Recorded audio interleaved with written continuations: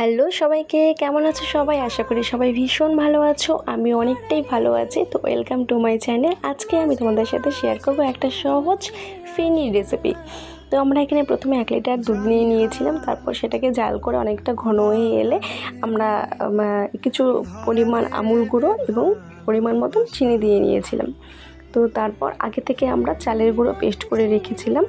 তো তারপর সেখানে আমরা চালের গুঁড়ো দিয়ে দুধটাকে আরেকটু জাল করে ঘন করে নেব।